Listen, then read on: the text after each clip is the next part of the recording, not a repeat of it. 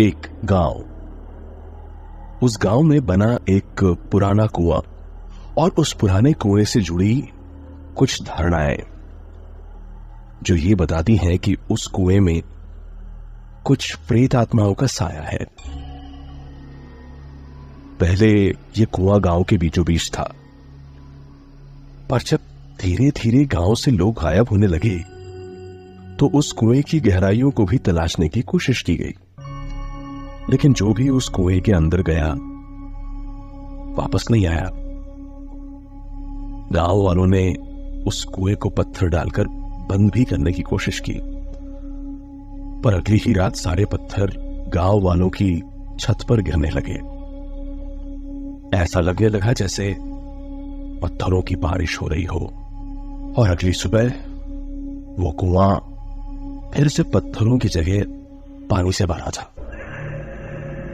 ऐसी ही ढेरों कोशिशों जब नाकाम रही तो गांव वालों ने कुएं के पास बने सारे घर खाली कर दिए और पूरा गांव कुएं से दूर हट गया। पर कुआं अब भी गांव के रास्ते में खड़ा था,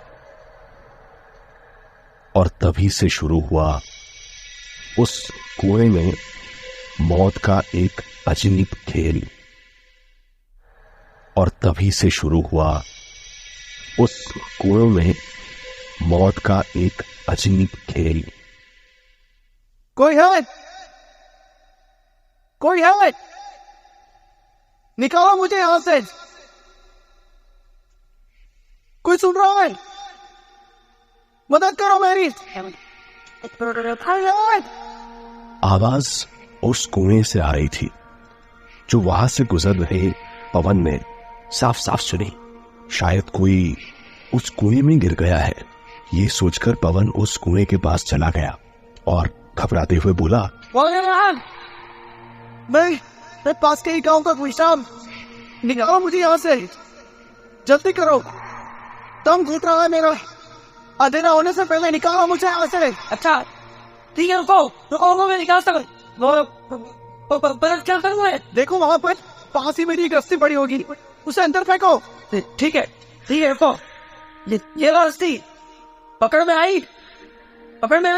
हाँ हाँ मिल गई। मैं सबकी कमर को बांध रहा हूँ, हाथों के सहारे से पकड़ के ऊपर आऊंगा। ठीक है। हाँ खींचो रस्सी, तुम खींचो। हाँ खींचो रस्सी, तुम खींचो। कुछ देर हो गई, पर पवन के लिए उस आदमी को सिर्फ हाथों से ऊपर खींचना आसान नहीं था।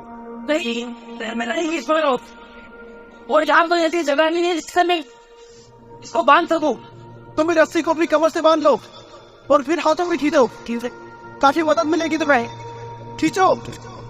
पवन ने वो रस्सी अपनी कमर से बांध ली और पूरी ताकत से ऊपर खींचने लगा। खींचो। हाँ जोर लगा। पवन पवन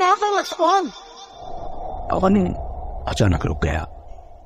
मैंने तो अपना नाम उसे बताया ही नहीं, फिर उसे कैसे सिर्फ इतना सोचना ही था कि एक जोरदार झटके ने पवन को उस अंधेरे कुएं में खींच लिया। उस दिन के बाद किसी को पता नहीं चला कि पवन कहाँ गया। कुछ दिन गुजर गए, तभी वहां से गुजर रहे एक बूढ़े राहगीर को उस कुएं से एक आवाज सुनाई दी।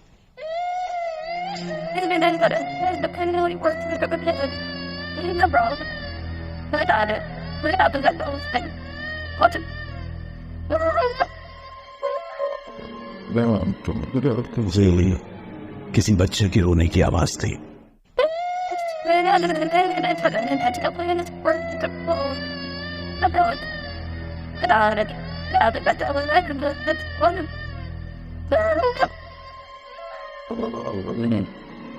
ये किसी बच्चे की रोने की आवाज थी। उस बूढ़े को लगा कोई बच्चा यहाँ खेलते खेलते उस कुएं में जा गिरा है। वो बूढ़ा इस कुएं की कहानियां जानता था, इसलिए डरकर कुएं के पास ही खड़ा रहा और मदद के लिए किसी का इंतजार करने लगा।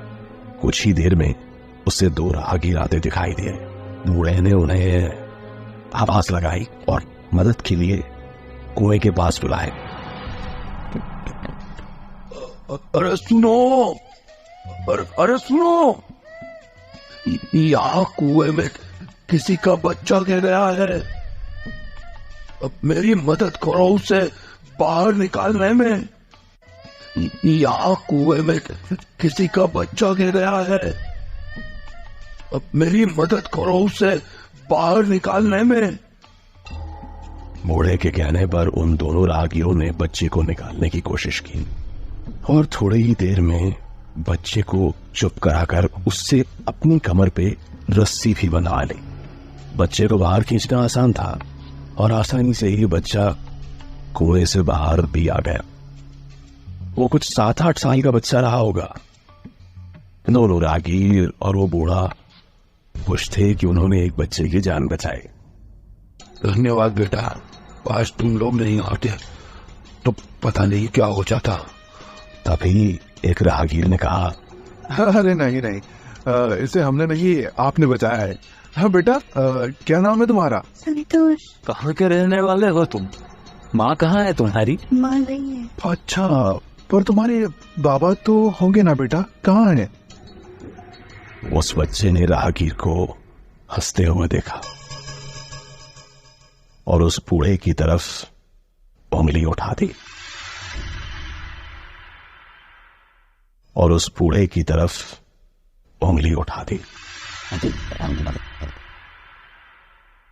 उस दिन के बाद वो राहगीर भी गायब हो गए। कहा जाता है कि आजादी से पहले इस गांव में बहुत शातिर ठगों की टोलियां रहा करती थी, जिन्होंने कई बार वहां के लोगों और अंग्रेजों को ठगा था। पर एक दिन अचानक अंग्रेज सेना ने गांव पर हमला कर उन ठगों की टोलियों को खत्म कर दिया और मारकर सभी को उस कुएं में डलवा दिया। तब से उन ठगों की आत्माएं आज भी अलग अलग तरीकों से लोगों की जिंदगियों को ठग रही हैं। आज भी उस गांव में उस अंधेरे कुएं का मुंह खुला हुआ है और आज भी कोई मदद को पुकारता है।